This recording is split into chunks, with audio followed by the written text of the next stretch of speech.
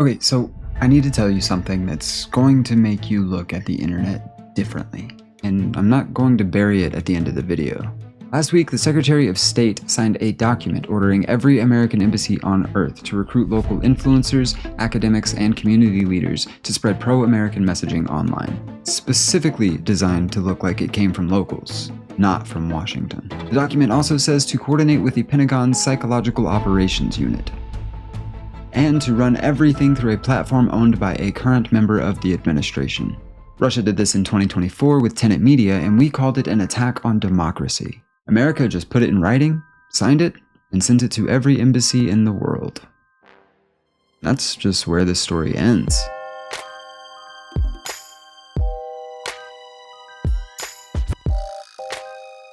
Let me start you off with a guy that most of you have never heard of.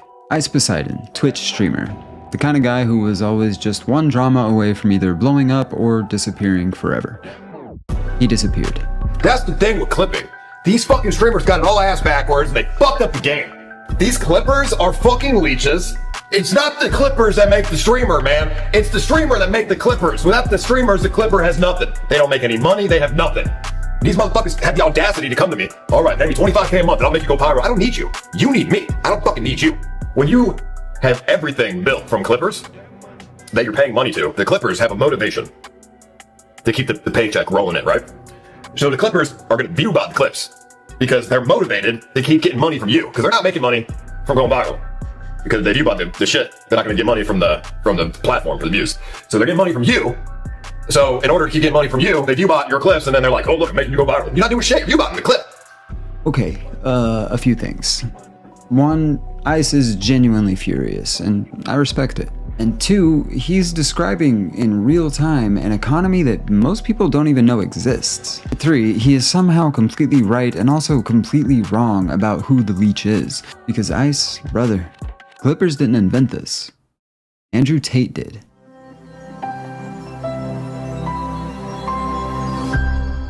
So you've joined my university. This is, I don't know if you joined at half price for $9.99 or you joined at the full price, whatever. I could have done this cheaper, but why would I do it cheaper? This is the value. The value here is everything I'm saying. This is how much it should cost. Do you want to be fucking Lambo? I'll write Lambo down, so I like that word. Or do you want to be bullshit? This is where all the ebooks, the little ebooks are. This is where I am. You'll have more problems and more complaints from people who buy cheap things than people who buy expensive things. And the reason is because the people who buy expensive things are getting Lambo quality, like you're getting here, all the information I'm giving you. Attention is free advertising. So you need to get good at getting some attention, somehow. I get attention because I'm the Don. When you look at my Star Wars thread, I said something that pissed off the nerds. You can see I pissed off the nerds. It started to go viral, started to get traction. And for every single tweet afterwards, all I'm trying to do is promote my website. I'm doing it in a funny way. I'm doing it in a way that annoys them. I'm doing it in a way that's going to get some interaction. But I'm still trying to promote my website from start to finish. That is the end goal. Get attention, and then do not be afraid to shamelessly sell. But you have to find a way to get some attention first. Now, that's not easy in the modern world because everybody's vying for each other's attention, especially on the internet. Everyone is competing for attention, but attention is key. So finding a way to do it is important. There's no such thing as bad attention. The world we live in now, we live in an attention economy. If you have lots of attention, you can turn that into money. If you have no attention, you're not going to have any money. We're in an attention economy. You don't even need good ideas now. 2021, Andrew Tate launched Hustlers University. The pitch, pay us, will teach you to make money online. But buried in the model was something much more interesting. He incentivized tens of thousands of his own paying students to clip his content and post it everywhere. So there were people taking clips of me, putting them up, making arguments happen, getting paid off the views, getting paid off the ad rev. I didn't take a penny of it. I didn't even realize that. Yeah, people made a lot of money from Tate. Tate. But I forgot. You invented the clipping era pretty much. People saw you and they saw you getting clipped up, including us. Like everyone saw it. And they're like, yo, this is a new way to go viral. And now clips are everything. Now it's everything. TikTok, Reels, YouTube, simultaneously across every platform. These are not fans. These are paid distributors with a financial stake in his virality. The result, Andrew Tate went from just under 1 million Instagram followers to 4.6 million in 3 months. For context, I've been building this channel for years now. Real people, real conversations, real community, brick by brick. The biggest sponsorship I have personally received so far was a dual monitor stand, product only, no money, which I was more than happy to receive. But I actually never even got that, so. But I did say yes because I wanted a dual monitor stand. I want to understand people, if you're seeing this, yeah, I never got that, that's why I never talked about it in the video, so sorry. But back to the point. I built something real. He built something enormous. To the algorithm, our channels look identical, except for the fact that he has thousands of dorks re-uploading his content and I do not. But that indistinguishability is not a bug in the system. It is the system. I'm going to show you the full supply chain, where it starts, where it goes, and who's at the top of it. Stay with me. So here's what this market actually looks like. A startup called Clipping, real creative, but real company right here in Los Angeles, pays video editors between $300 and $1,500 for every million views that a video gets. Agencies run full campaigns for between $2,500 and $10,000 a month in management fees on top of that. Mr. Beast, iShowSpeed, the music industry, all of them are in on it. And here's where it gets dark. The Clippers figured out they could juice the numbers. Botted views, fake engagement. Trick the algorithm into thinking that a clip is already viral, so then it pushes to real people who then make it go actually viral. Ice Poseidon described it perfectly. The Clippers have every incentive to make you think that you're famous so that you keep paying them. So they inflate the numbers.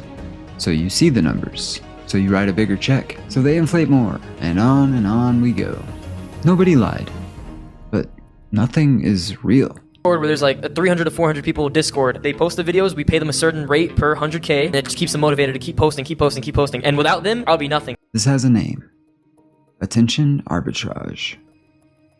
You take long, mundane live streams. You pull the 30 seconds where someone said the most unhinged thing. You blast it everywhere. The streamer thinks they're a star. The audience thinks there's genuine demand. And because the streamers figured out the game, do you know what gets clipped? Not the thoughtful 3-hour conversation. The moment someone says something completely insane. So the streamers start performing insanity on purpose. For the clip. Darren! School Monday, we're not going nowhere! Oh my god! 5 star. I'm trying to hug you. Oh, good.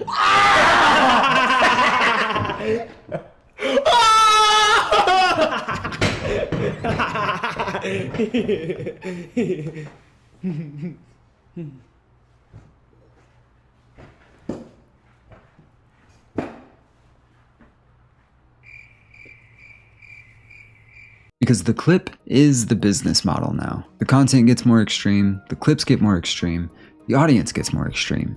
The algorithm rewards all of it equally. The only reason Sneeko, Andrew Tate, and Clavicular get any viewers at all is because they pay people to clip their content.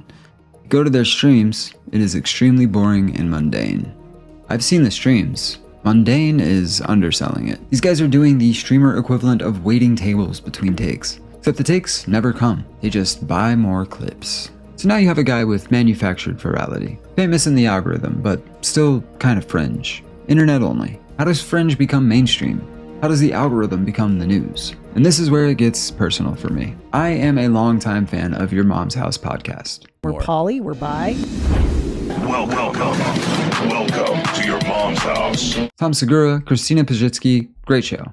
But I have always side-eyed what they did for Andrew Tate. Because they ran the playbook perfectly. Step 1, find the clips of his most insane content. You know Cobra Tate? We've covered him a few times, so this is the guy, okay? Now, the only water I drink is sparkling water, because sparkling water is for rich people. Yes. And I'll tell you why. Only because because you of get you guys. non-carbonated water, still water, from the fucking tap. The government gives you that shit, effectively for free. Okay. So that's a little taste of him. So much. Make fun of him. Get the laughs, the shares, the engagement. Look at this ridiculous man. Andrew Tate, what the fuck did you create? He is a fucking lunatic. Yeah, here's the thing. He knows what he's doing. Human trafficking and rape. By the way, they kind of go hand in hand. I mean, it's like, well, I bet human trafficking in Romania gets a little slippery. Abducting's a little slippery of a slope. It is. By the way, I'm sure all this will have come out in the wash once this is airing, because we're reading this as today. Yeah. But I bet this is all going to be fine for him.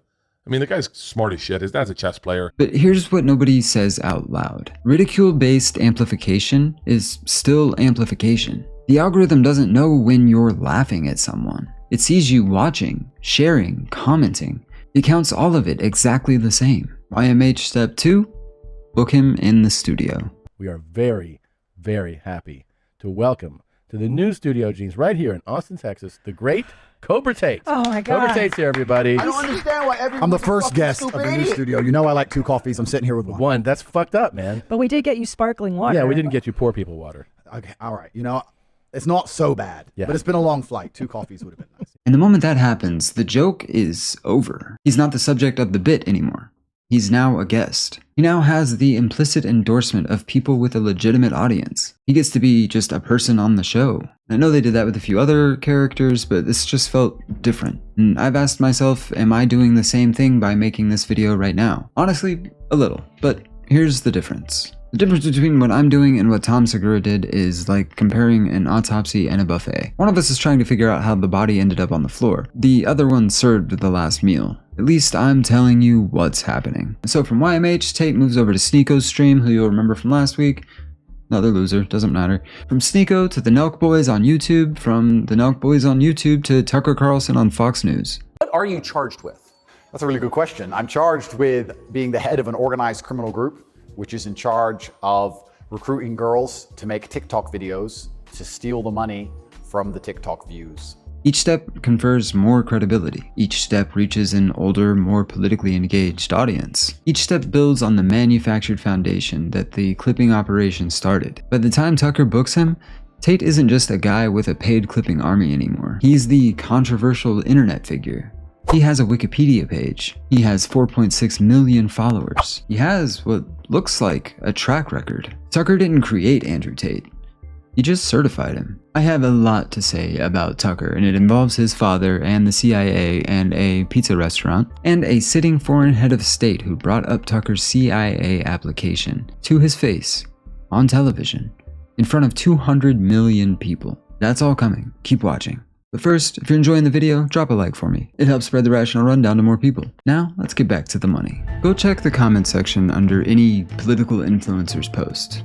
Left, right, any of them, doesn't matter. I'd be willing to bet that there's someone in there saying, how much did you get paid for this post? How much did you get paid? That's the joke. That's where we are. The #1 response to political content online now is just, how much? That's it. Nobody's debating the point anymore. Nobody's even pretending to engage. The entire audience has decided that the content itself is irrelevant because the content itself is paid for, and everybody knows it.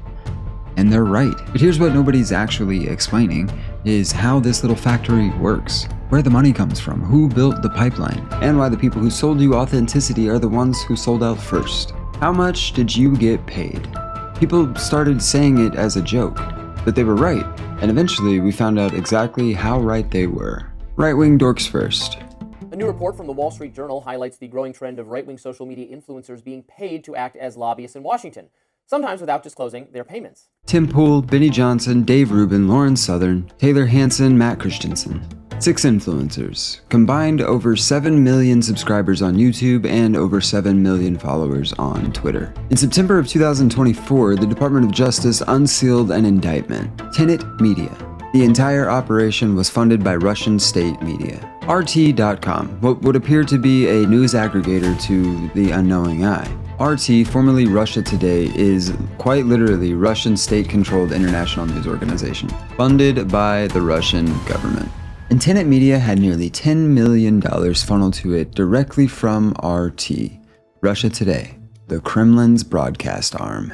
2 Russian nationals were charged. The goal was simple: amplify American domestic divisions, weaken opposition to Russia's war in Ukraine, boost Donald Trump. One of these influencers was being paid $400,000 a month, plus a $100,000 signing bonus, and performance bonuses, for 4 videos a week. The cover story given to the influencers was that the money came from a wealthy European banker. His name was Edward Grigorian. Edward? But Edward Grigorian did not exist. He was a fictional person created by Russian intelligence to launder $10 million through American political content creators. The name Edward, by the way, means wealthy guard in Old English. I'm sure that was a coincidence. Now, Tate Media was ran by Lauren Chin and her husband Liam Donovan, and to be quite honest, I know absolutely nothing about them outside of what I've learned about them for this video. Boy, do they seem like a trustworthy couple. Like, he looks like a dude that's gonna try to, like, sell you on a Forex scam or something. What a weasel. Oh my god. Oh, they're doing a haircut. I thought it was like a sexy time photo. And when some of the influencers got suspicious because Edward Gregorian didn't exist on Google because his name was spelled 4 different ways across emails, the Russian intelligence produced this resume, describing him as an accomplished finance professional, complete with a photo of him looking out the window of his private jet. Obviously. They invented a man, they gave him a LinkedIn. Now, of course the influencers say they didn't know. They're innocent victims. DOJ didn't charge them, and some of them might genuinely be telling the truth. The revenue that we were paid through the licensing deal was inconsequential to my lifestyle, to the bottom line of the company, and we've actually never done anything with it. I would say, like, the overwhelming majority of the money is just not gone anywhere. And then, we have people tweeting at me like, give the money back or whatever it is. Like, dude, let me put it this way. We're talking to our legal team. I can say that I just announced I've been contacted by the FBI as a victim of a potential victim in a crime. They have stated that I may have information relevant to their ongoing investigation and requested a voluntary interview. So, engaging with counsel, we are going to provide assistance in whatever way we can, and that's about it. I mean, did you ever give any of that money back, Tim? $400,000 a month plus $100,000 signing bonus. I don't know. Let's say they were paying you for a year. It's kind of crazy. It is kind of crazy. That was good timing. And so now with these allegations, I don't know what's going on there, but I don't know if you want to ask any questions. Just don't know anything. Must be nice. Wish I didn't know anything. But here's what I keep coming back to. You were getting $400,000 a month, plus $100,000 signing bonus for 4 videos a week. And you never stopped to ask a single question about where that money was coming from? I ask questions when somebody cash apps me $10 without a note. And Poole did apparently have his limits. When the Russian handlers wanted him to post a clip of Tucker Carlson marveling at a Russian grocery store, Poole pushed back in the group chat. Very sycophantic video that Tucker Carlson put out about the Russian supermarket. They wanted that promoted as well. And actually, in the indictment, one of the commentators said, this feels a little bit on the nose, like a little bit. Well, I think the phrase was, this is too obviously shilling. Yeah, but in the end, agreed. The response in that exchange was, well, no, they think it would be okay. And the commentator backed down and said they'd be willing to put it out the next day. So now here's one that I don't completely agree with. I'll play this clip for you. He goes to the supermarket. I went from amused to legitimately angry. So we were guessing what this would cost. Everybody hears from the United States about groceries, and we didn't pay any attention to costs as we were just putting in the cart what we would actually eat over a week. And we all came in around $400, about $400. It was $104 US here. And that's when you start to realize that ideology maybe doesn't matter as much as you thought, corruption.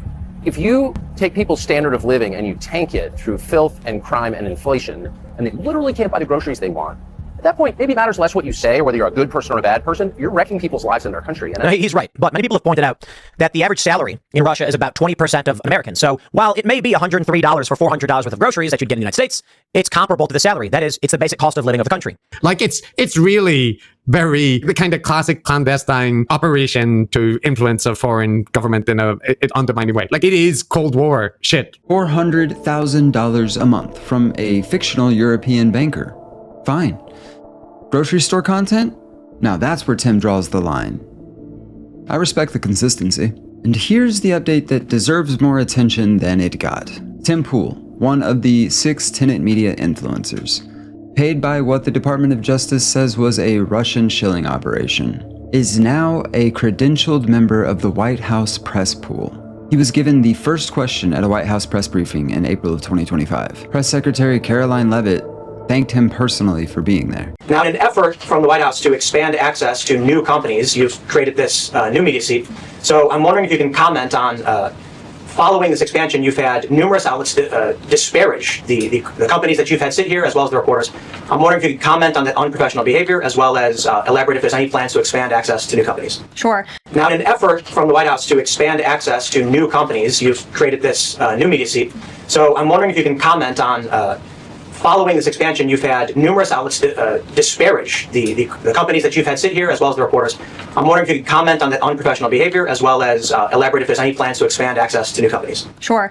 Well, we certainly welcome diverse viewpoints in this room, which is one of the reasons we have you in here, and there's many new faces in this room in comparison to the previous administrations. Meanwhile, the Associated Press, one of the most trusted news organizations in the world that reaches nearly 4 billion people, was banned from Air Force One because a reporter refused to call the Gulf of Mexico the Gulf of America. I'm not editorializing, that's just what happened. Now, the left. You guys know I'm an equal opportunity investigator, and I don't like the left or the right in the country right now. And crap like this is a large reason why. Perhaps you've noticed our social media feeds are now a battleground in the race for the White House. And in this space, Democrats have deployed influencers to win over voters online. In tonight's Eye on America, Joe Lynn Kent reveals their sophisticated and expensive tactics. Now, Democratic organizations are flooding the creator community with cash and providing behind-the-scenes access. The Harris campaign does not pay influencers directly. CBS News found a constellation of other Democratic political organizations that do. They just told us that if we wanted to put on our own show, that they would give us all the resources to do that. The Democrats are rolling out the red carpet. Definitely. And I'm glad to be on it. The beauty influencer now applying her own filter to this presidential campaign. How can you tell what is a genuine grassroots expression of political opinion versus what's being paid for? If you see multiple influencers spreading the same exact message, you can start to realize, some kind of coordination is going on. A group called the Chorus Creator Incubator, financed by the 1630 Fund, one of the largest liberal dark money nonprofits in the country, which The Atlantic has called the influential heavyweight of Democratic dark money, quietly recruited over 90 Democratic influencers and offered them up to $8,000 per month. Which, granted, is not $400,000, but still. The contracts required creators to route all of their political bookings through Chorus, agree to messaging restrictions, and give Chorus the right to delete content. 90 influencers, combined reach of 40 million followers. The named participants were David Pakman, Olivia Juliana, Brian Tyler Cohen, Aaron Parnas, Lee McGowan, and many more. And here's the part that should bother everyone, regardless of party. The 1630 Fund, a dark money group, is working with Chorus, a liberal influencer collective, to secretly pay pro-Democrat online influencers up to $8,000 a month. The influencers have to attend regular messaging check-ins, but the program is being run in secret. According to contracts viewed by Wired, the influencers would be kicked out for even speaking about it. Those receiving payment from the 1630 Fund include Olivia Juliana, the centrist Gen Z influencer who spoke at the DNC last summer, Barrett Adair, a content creator who runs an American Girl doll themed pro-DNC meme account, Suzanne Lambert, who has called herself a Regina George liberal, Aaron Parnas, who has been called the Gen Z Walter Cronkite, and dozens of others. And of course, none of them knew anything either. Literally nothing in this statement is true. The article is about Chorus, which is a nonprofit that I helped found to build up a creator ecosystem. So here's what Chorus is. It is a scholarship program to teach creators how to grow their accounts, foster engagement, launch their own shows, and become profitable on their own. It's an incubator program to build the pro-democracy ecosystem. Chorus does not pay creators for content, does not tell them what to say, it does not control who they talk to or work with, and there is absolutely nothing in the contract that could even be reasonably interpreted to say that we do. Period. Full stop. And with regard to keeping it a secret, there is a standard confidentiality clause in the contract to protect the privacy of the creators. On the literal first day of the program, it was made clear to all of the creators in our kickoff session that they were absolutely free to talk about Chorus. And we immediately followed up to confirm that in writing. Creators have videos about Chorus, they've got donation links to Chorus in their bios. I will say that part is true. I do remember when this story broke, I did go check a bunch of these people's content, and some of them had talked about Chorus. So in their defense, I don't think that part is true, and I'm not sure where Taylor Lorenz got that or why that was being reported as such. There is supposedly a Zoom call that was recorded and released by Wired. I can't find the recording of it, so I don't know if it was taken down for some reason, but there's supposedly, allegedly, in other words that mean that same thing, there is a Zoom call where the Chorus founders are telling the creators not to talk about Chorus publicly. Again, I can't find that video, so just, if you happen to know where that video is, point it in my direction. I will figure out a way to add it to this video, post-video being posted. My point is, if you are a paid influencer and you receive a free bottle of toothpaste, you must disclose that in your post about the toothpaste. If you don't, the FTC will fine you.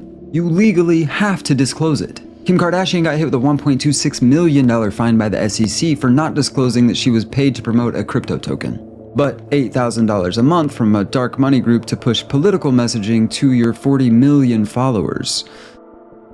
Nothing. Zero disclosure required. Zero. You have more legal protection from a fake sponsored skincare post than from a fake sponsored post about who should run your country.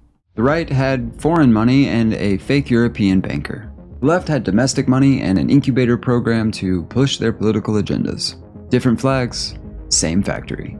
And the audience figured it out. Not through investigative journalism, through vibes, through pattern recognition, through noticing that every political commentator online, left or right, sounds like they're reading from the same internal memo written by someone you've never met. How much did you get paid is not a joke. It's a diagnosis. It's a thesis. It is millions of people correctly identifying that what they're consuming is a product. The creator is an employee, and the employer doesn't want their name on anything. As one media critic put it, who needs a troll farm when you can just rent trolls with their own pre-built-in audiences? Think about that evolution. The troll farms were expensive, obvious, and got caught. The influencer model is cheaper, scalable, and almost impossible to trace. And instead of building trust from scratch, you get to use the trust that these creators have built over years of hard work, earning trust with real people. The whole thing is a supply chain, and we are the product. Now I want to tell you about something that just happened last week. Not a year ago, not in 2024, last week. The Guardian and Reuters both obtained and reported on a diplomatic cable, signed last week by Secretary of State Marco Rubio.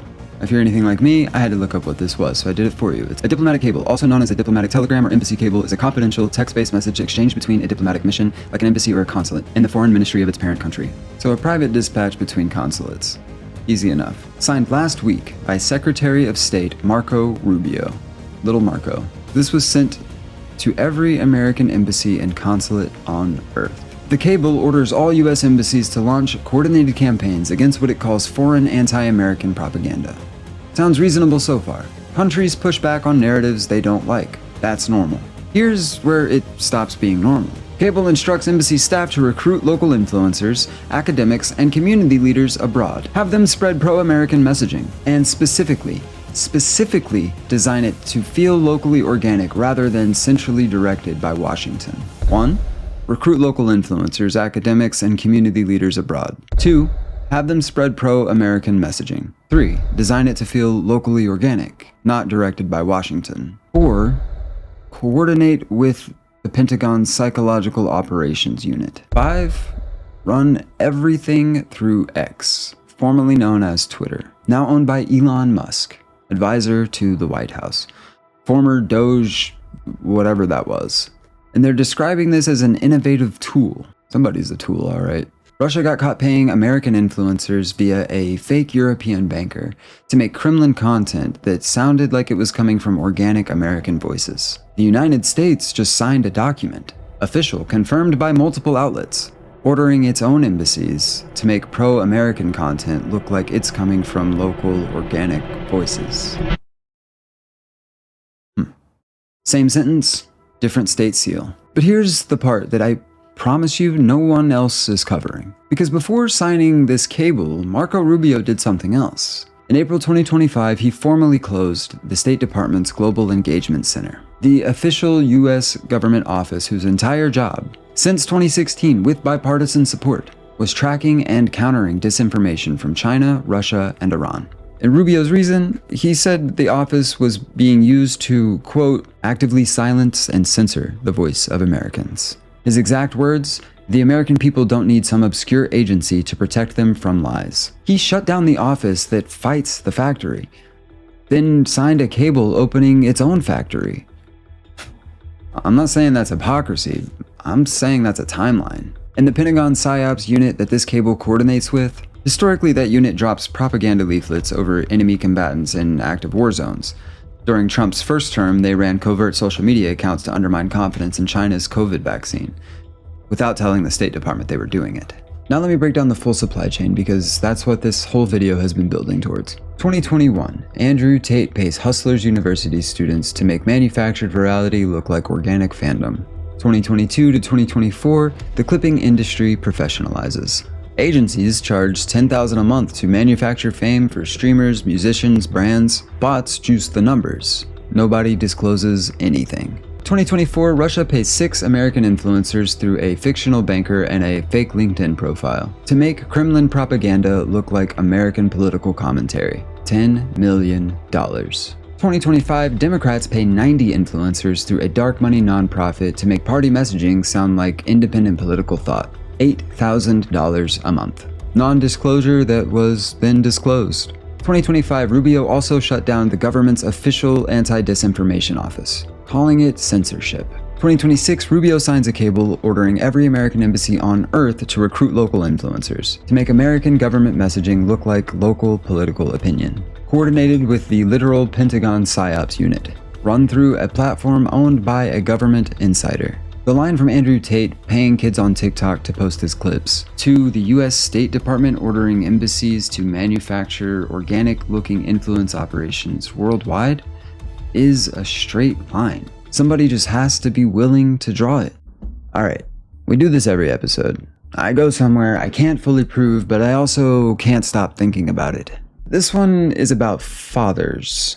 Well, two fathers, specifically. Andrew Tate has claimed on stream multiple times that his father was a CIA asset. My father worked for the CIA. He was a linguist. What's that? A linguist. He spoke 5 languages, my father did. My father, when he died, someone messaged me who was in, because my father was in the CIA, he held the record of the CIA record for the fastest assimilation of a foreign language. My father learned Russian within 2.5 weeks from zero. And now I do need to be careful here because Andrew Tate is a documented mythologizer. This is a man who implied that his father was a chess grandmaster, and his father, Emery Tate, was a truly gifted player, but not a grandmaster. He has an inflated kickboxing record, and built an entire persona around this alpha male machismo, I'm a badass type of imagery, then gets his butt kicked in an influencer fight by a guy who was on, like, Love Island or something. And he has made claims about his net worth that don't survive basic scrutiny. So when Tate says his dad was CIA, apply skepticism. But, big but, of everything you could fabricate about your backstory, and he's fabricated a lot, why intelligence community mythology? Why that specifically? Because it makes him untouchable. That claim makes him more mysterious, more powerful in the imagination of his audience. If he's connected, the prosecution in Romania is all just theater. The arrest is just a scene in a larger production. He released that claim knowing exactly what it would generate. Andrew Tate is many things, but he is not a man who says things on accident. And whatever he is, there is a live case in Romania that will eventually answer some of these questions. Or raise more. Now, Tucker. Tucker. Let me just read you a resume. No commentary added by me. Just the facts in order. Tucker Carlson is the son of Richard Dick Carlson, journalist, diplomat, appointed by Ronald Reagan to run the United States Information Agency. United States Information Agency, otherwise known as the USIA, oversaw Radio Free Europe, Voice of America, and decades of American international broadcasting operations. Functions that historians have documented as overlapping with CIA covert media operations throughout the Cold War. Dick Carlson was later appointed U.S. ambassador to the Seychelles by George H.W. Bush. He served on multiple neoconservative think tanks. Tucker graduates from college, immediately applies to the CIA. The CIA rejects him. Tucker goes on to build the most watched primetime cable news show in American history. Gets fired from Fox News in 2023. Within months, lands an interview with Vladimir Putin that reaches 200 million views. Now here's where it gets genuinely strange. During that interview, Tucker asked Putin about Ukraine. Putin gave his answer. And then, unprompted, Putin looked at Tucker and said, on camera in front of 200 million people, with the backing of whom? With the backing of CIA, of course. The organization you wanted to join back in the day, as I understand. We should thank God they didn't let you in. Although, it is a serious organization. I understand. My former vis-a-vis in the sense that I served in the first main directorate, Soviet Union's intelligence service. I think people often forget that Putin is literally KGB. I think he's also like a judo champion. And I don't think it's the same as like Kim Jong-un being whatever he's a champion of, you know? Winning 99.97% of the vote for the 18th time in a row or whatever. Whatever, that's not what this video is about. Anyway, the president of Russia casually acknowledging to Tucker's face on camera that Tucker once applied for the CIA. This is no secret. Tucker didn't even deny it. Now, I'm not saying Tucker is a CIA asset. I'm saying the president of Russia thinks it's important enough to bring up in an interview watched by 200 million people. And Tucker just sat there and took it. Oh, and one more item. The Washington Post published a restaurant review back in 2007. And I will be sure to get the entire article in this video. You can pause if you need to read more, because as you can see, I had to find a really old and basic version of this, as it is almost 20 years old. Just a simple food critic naming regular patrons that listed Tucker Carlson as a VIP regular at Comet Ping Pong. That restaurant. The same man who was a documented regular at that restaurant recently dedicated a YouTube special to declaring that Pizzagate is, I'm quoting his own caption here, basically real. I'm not saying Tucker Carlson is a CIA asset. I'm saying if you wrote him as a fictional character, the intelligence family son who applied to the CIA and was rejected and went on to have a world-renowned media career, built the most influential right-wing platform in American history, got fired and immediately became a Kremlin interview subject, and is now retroactively promoting a conspiracy theory about a restaurant that he used to be a regular at. No publishers are accepting that manuscript. It's too on the nose. And now, with Rubio's cable officially merging state diplomacy with Pentagon Psyops on a platform owned by a White House insider, I'll leave you with this. Tucker's father spent his career building exactly this kind of infrastructure. American-funded media designed to reach foreign audiences. Covert broadcasting.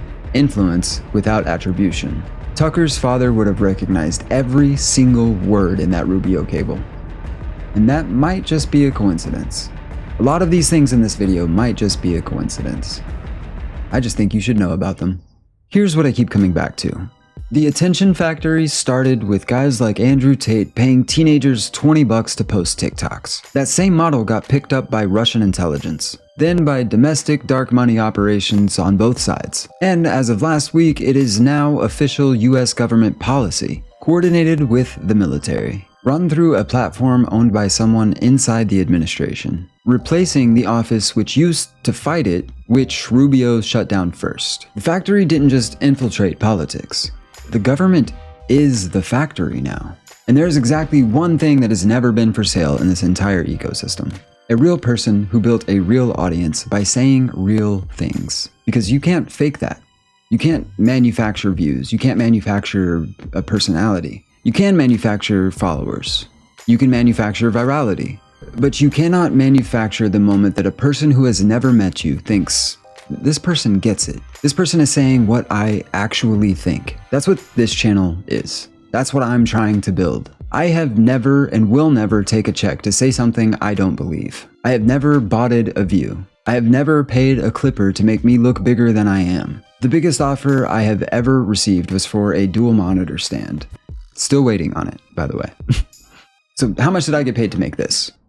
Nothing.